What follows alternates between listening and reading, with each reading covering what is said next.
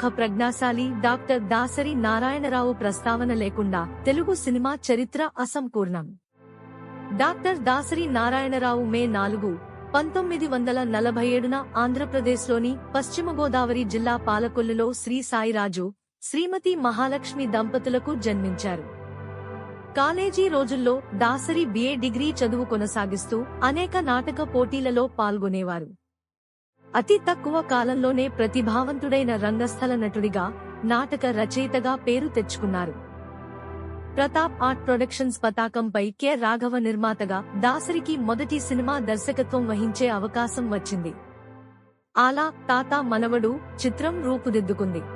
దాసరి 1970 నుండి 1990ల మధ్య చలనచిత్ర నటుడు, దర్శకుడు మరియు రచయితగా తన మాయాజాలాన్ని ప్రదర్శించారు.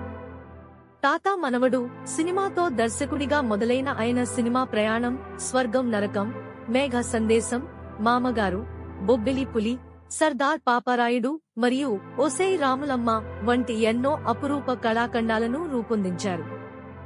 ఇవి ఆల్ టైమ్ గొప్ప చిత్రాలలో ఒకటిగా పరిగణించబడతాయి. ఆయన 6 సార్లు ఫిల్మ్ఫేర్ అవార్డును, 5 సార్లు మద్రాస్ ఫిల్మ్ ఫ్యాన్స్ అవార్డును మరియు వరుసగా 10 సంవత్సరాలు సినీ హెరాల్డ్ అవార్డును గెలుచుకున్నారు. 1974లో దాసరి తాను తొలిసారి దర్శకత్వం వహించిన తాత మనవడు చిత్రానికి నంది అవార్డు అందుకున్నారు. ఆయన తీసిన స్వర్గం నరకం చిత్రానికి ఉత్తమ చిత్రంగా ఆంధ్రప్రదేశ్ ప్రభుత్వ బంగారు నంది అవార్డు లభించింది. 1983లో మేఘ సందేశం చిత్రానికి గాను ఉత్తమ దర్శకుడిగా నంది అవార్డు అందుకున్నారు. 1992లో మామగారు చిత్రానికి గాను ఉత్తమ నటుడిగా కూడా నంది అవార్డు అందుకున్నారు. ఇవే కాకుండా ఆయన సినిమాలు ఎన్నో అవార్డులు గెలుచుకున్నాయి. 2 దశాబ్దాల సినీ ప్రయాణంలో దాసరి పరిశ్రమపై తనదైన ముద్ర వేశారు. ఆయన తీసిన స్వర్గం నరకం చిత్రానికి ఉత్తమ చిత్రంగా ఆంధ్రప్రదేశ్ ప్రభుత్వ బంగారు నంది అవార్డు లభించింది.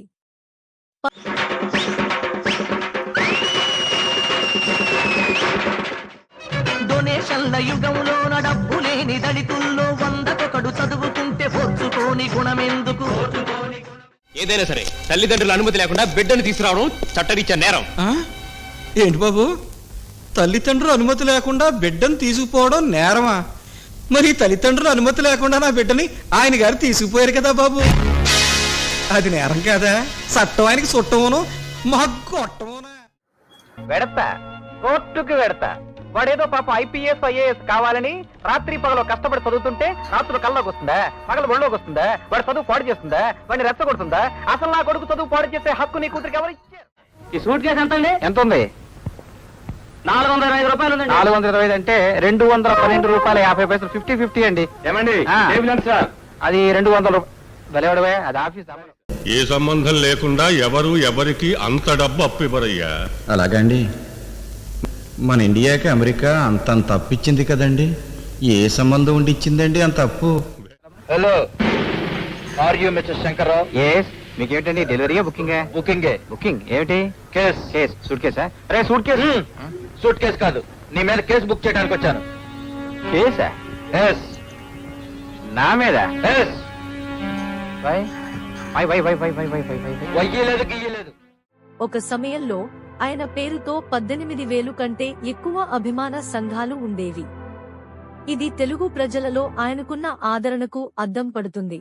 దాసరి నారాయణరావు గారు తీవ్ర అనారోగ్యంతో బాధపడుతూ సికింద్రాబాద్లోని ఓ ప్రైవేట్ ఆసుపత్రిలో చికిత్స పొందుతూ మే 30, 2017న మరణించారు.